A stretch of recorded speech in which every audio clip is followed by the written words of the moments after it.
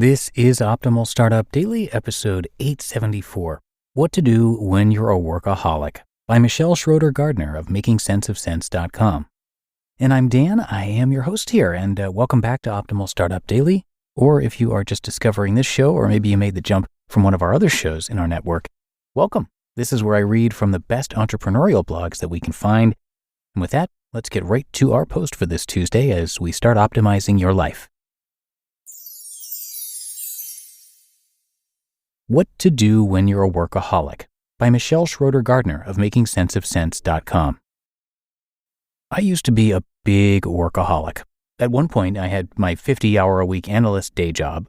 I was working towards my finance MBA full-time, 12 to 14 credits each semester, including summers, and I was freelancing online. I was working around 80 to 100 hours each week. Then, even before that, I was working full-time as a retail manager, attending college as a double major. I was taking around 24 credits each spring and fall semester and 12 to 14 in the summers. And I was involved in school clubs as well, which meant I was busy altogether for around 80 hours each week. So for around 6 to 7 years, I was working between 80 to 100 hours a week constantly, and I definitely felt a strain from that. I didn't have many breaks except for a vacation 1 or 2 weeks each year. I barely ever saw my friends. I didn't really make any friends from the college I went to. How sad is that? There was just no time.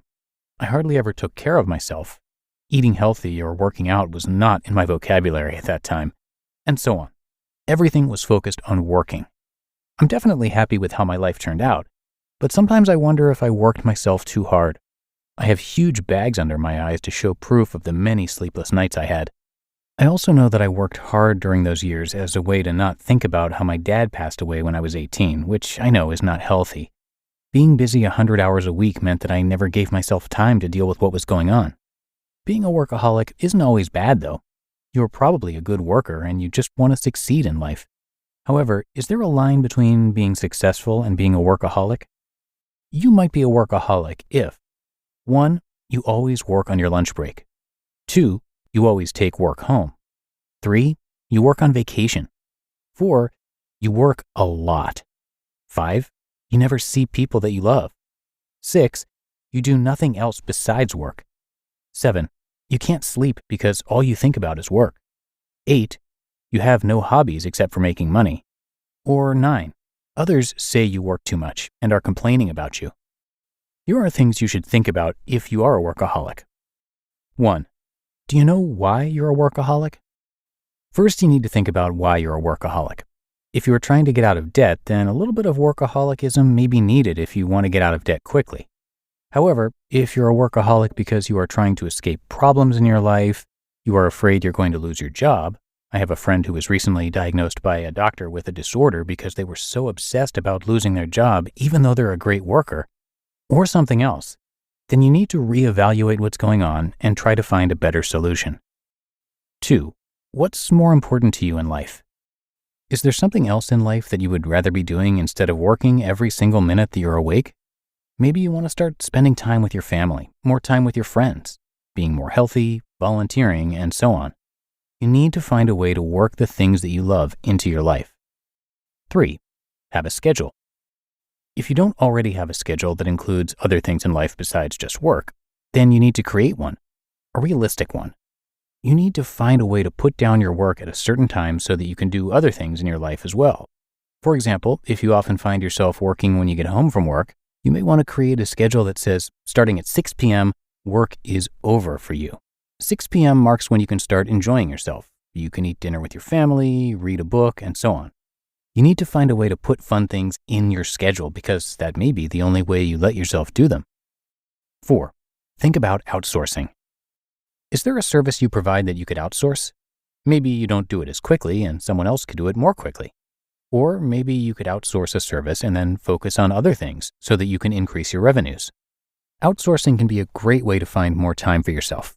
You probably can't realistically do everything yourself anyways. And 5, work more efficiently.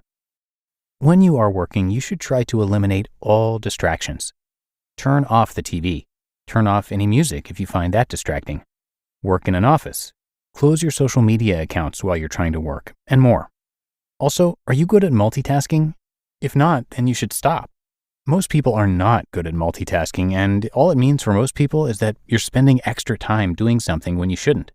Remember that switching from one task to another over and over again means that there will be at least some amount of time wasted. You just listened to the post titled, "What to Do When You're a Workaholic" by Michelle Schroeder-Gardner of makingsenseofsense.com. If your business earns millions or tens of millions in revenue, stop what you're doing and take a listen, because NetSuite by Oracle has just rolled out the best offer we've ever seen.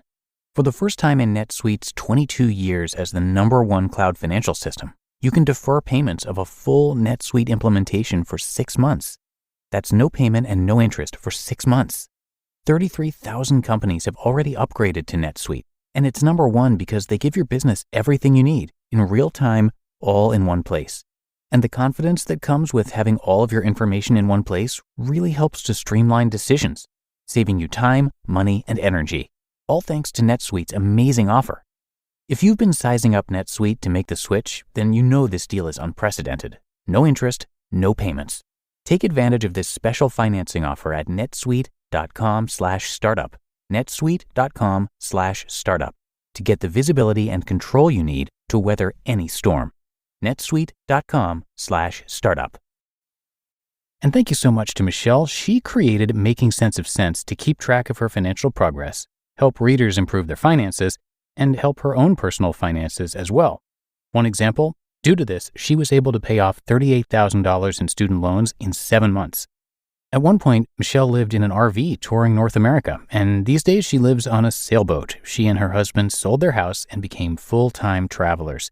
And like many of the authors on our shows, she went from being in debt to financially free, and she documents the entire journey on her blog. She also publishes monthly income updates and shares how she earns now over $100,000 a month online.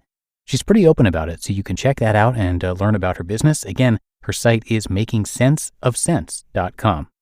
Okay, that is going to do it for this edition. Hope you enjoyed it and that you're having a great day, and I will be back here with you tomorrow, where your optimal life awaits.